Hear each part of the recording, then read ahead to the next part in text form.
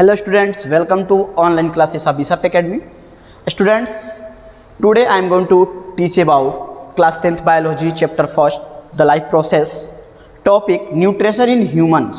यानी स्टूडेंट्स पिछले वीडियो में हम nutrition in animals, nutrition in unicellular organisms के बारे में पढ़ चुका है।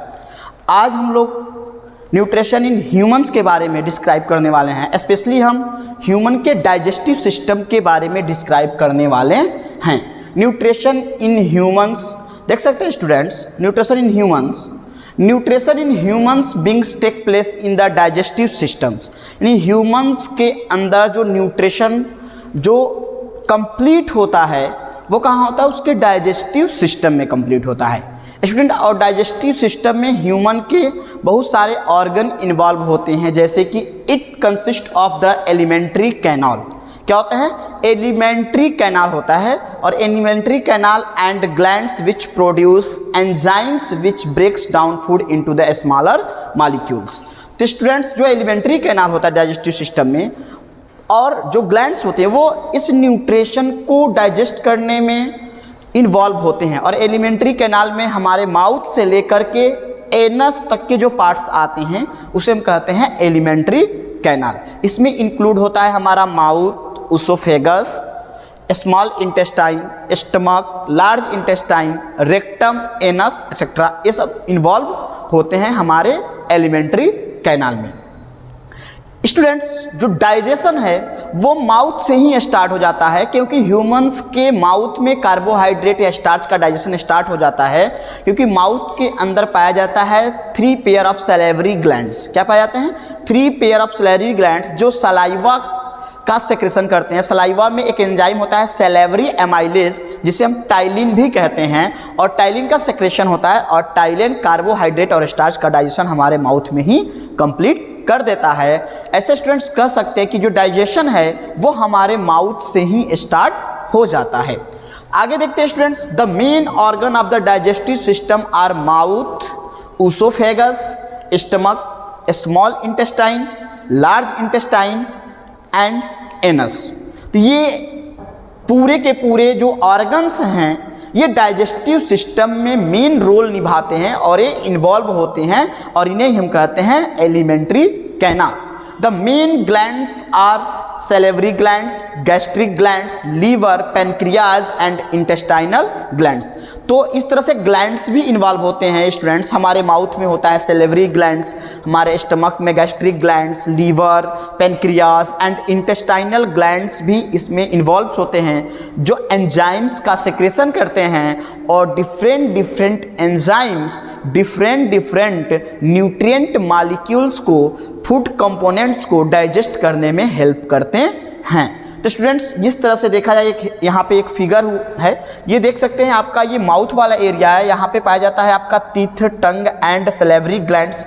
ये आपका उसोफेगस है। उसोफेगस जस्ट जाके ओपन होता है हमारे स्टमक में। स्टमक जो होता है हमारे एब्डोमिनल एरिया में होता है, यानी कि कह सकते हैं कि डायफ्राम के जस्ट अपर होता है हमारा स्टमक्स। यहीं पे लीवर होता है, लीवर के जस्ट पास में होता है गॉल ब्लैडर, जो बाइल जूस के सेक्रेशन को स्टोर करता है, और पेनक्रियाज होता है, और ये आप देख रहे हैं small intestine and large intestine, rectum और एनस। तो इस तरह से आप फिगर के थ्रू आप अपनी डाइजेस्टिव सिस्टम को अपने उसके लोकेशन को आप स्टडी कर सकते हैं।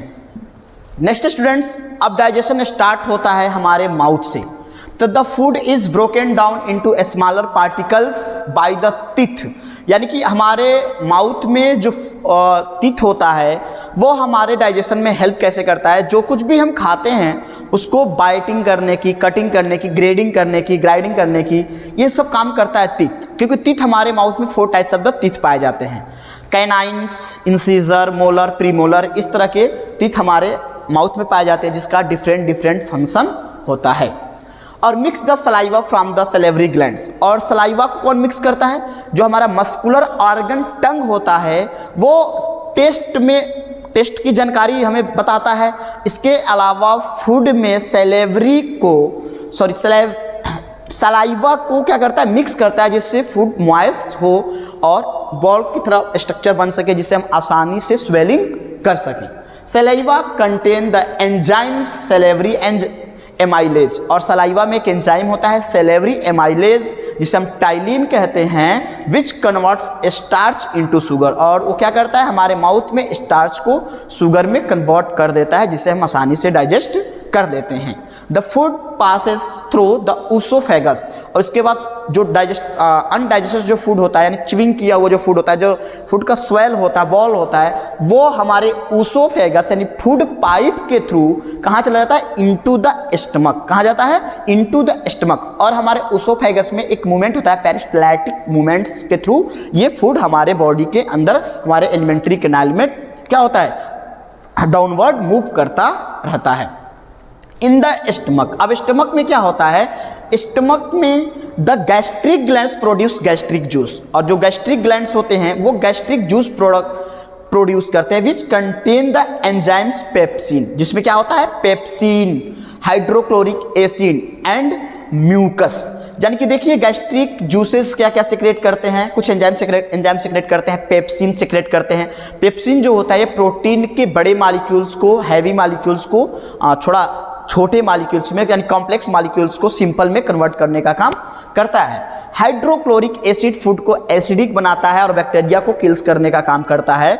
और एक एंजाइम सिक्रेट होता है म्यूसिन के थ्रू, म्यूकस का सिक्रेशन होता है। म्यूकस हमारे स्टमक के वाल्स को हाइड्रोक्लोरिक एसिड से प्रोटेक्ट करता है ताकि हमारा हाइड्रोक्लोरिक एसिड हमारे स्टमक के वाल्स को ब्रेक ना कर सके, किसी तरह का कोई इंजरी ना कर सके। Pepsin break down the proteins, pepsin किसको ब्रेक करता है, प्रोटीन के हैवी मॉलिक्यूल्स को स्मॉलर मॉलिक्यूल्स में ब्रेक करने का काम करता है। Hydrochloric acid make the media acidic and help in the action of pepsin, यानी कि ये फूड को एसिडिक बनाता है जिससे फूड पे पेप्सिन का एक्शन हो सके, जिससे पेप्सिन सिंपली वर्क कर सके, फूड को डाइजेस्ट कर सके। Mucus protect the walls of the stomach, और म्यूकस किसको प्रोटेक्ट करता है, हमारे walls of the stomach from the action of the acid, acid के एक्शन से हमारे वॉल्स को, स्टमक के वॉल्स को कौन प्रोटेक्ट करता है, म्यूकस, और ये सेक्रेट होता है म्यूसिन के थ्रू। Then the food passes into the small intestine, इसके बाद फूड क्या होता है, स्मॉल इंटेस्टाइन में पास कर जाता है, और स्मॉल इंटेस्टाइन में पास करता है तो वहीं पे जस्ट प्रेजेंट होता है क्या आपका, वहां पे in the upper part of the small intestine called duodenum, यानी कि अपर साइड डाउडेनम वाला जो एरिया होता है यानी end part of the stomach and upper part of the small intestine, यानी कि कह सकते हैं कि स्टमक एंड इंटेस्टाइन के बिटवीन का जो पार्ट्स होता है, बीच का जो पार्ट होता है उसे हम डाउडेनम बोलते हैं। और वो वहां पे क्या होता है, the food is mixed with the bile from liver, और वहां पे क्या होता है, लीवर के जो बाइल्स सिक्रेट होते हैं वो गॉल ब्लैडर में स्टोर किए जाते हैं और वो वहाँ से फूड को मिल जाते हैं, फूड वहाँ से एब्जॉर्ब करता है, निकल सके लीवर वो फूड को देता है जिससे फूड क्या हो सके, एल्कली हो सके। ठीक है। Smaller globules pancreatic juice contain with the bile from the liver and pancreatic juice from the pancreas, और वहीं पे जस्ट पेनक्रियाज भी होता है और पेनक्रियाज क्या सेक्रेट करता है, पेनक्रियाटिक जूस सेक्रेट करता है, और जिससे फूड क्या हो सकते हैं और भी आसानी से कंप्लीटली डाइजेस्ट हो सकें। Bile breaks down fat into the smaller globules, यानी कि जो बाइल्स होता है वो फैट को डाइजेस्ट करता है, फैट को ब्रेक करता है स्मॉलर, यानी कि कह सकते हैं कि छोटे छोटे पार्ट्स में, जिसे हम लोग क्या बोलते हैं, उसे हम इमल्सिफिकेशन कहते हैं, कह सकते हैं कि वो फैट को इमल्सिफाई कर देता है। Pancreatic juice contain the enzymes trypsin, और पेनक्रियाटिक जूस क्या होता है, एक एंजाइम सेक्रेट करता है ट्रिप्सिन। जो ट्रिप्सिन होता है वो जो स्टमक में जो हैवी मॉलिक्यूल्स थे प्रोटीन को वो छोटे छोटे में यानी कि स्मॉलर में ब्रेक हो गए थे, तो वह ट्रिप्सिन जो होता है उस छोटे मॉलिक्यूल्स को, smaller molecules of the proteins को क्या करता है, ब्रेक करता है। और लाइपेज क्या करता है, लाइपेज भी कार्बोहाइड्रेट को ब्रेक करने का काम करता है। Trypsin break down the protein and lipase break down the fats and carbohydrates in the small intestine. Small intestines में क्या होता है, अब देखते हैं। Small intestine, the glands, the walls of the small intestine produce intestinal juice. क्या produce करता है, इंटेस्टाइनल जूस प्रोड्यूस करता है। The enzyme of the intestinal juice convert carbohydrate into glucose, और जो हमारे स्टमक के अंदर, सॉरी हमारे इंटेस्टाइन के अंदर, स्मॉल इंटेस्टाइन के अंदर जो इंटेस्टाइनल जूस सेक्रेट होता है, वो इंटेस्टाइनल जूस कार्बोहाइड्रेट को कन्वर्ट कर देता है किसमें, ग्लूकोज में, और जिससे हम ग्लूकोज को हम आगे पढ़ेंगे कि रिस्पायरेटरी सबस्ट्रेट के थ्रू, रिस्पायरेशन प्रोसेस के थ्रू हम उससे एनर्जी लेकर के अपने लाइफ का प्रोसेस कंप्लीट करेंगे।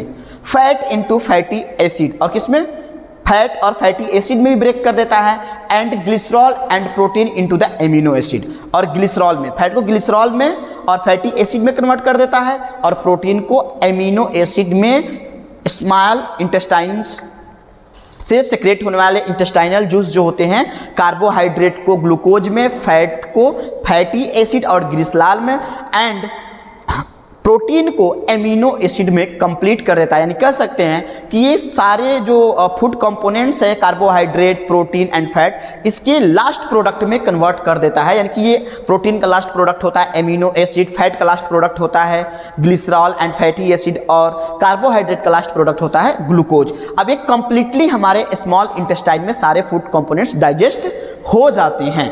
The walls of the small intestine, और जब स्मॉल इंटेस्टाइन का जो वाल्स होता है, it helps to the increase the surface area from the absorption, sorry walls of the small intestine has several finger like projection.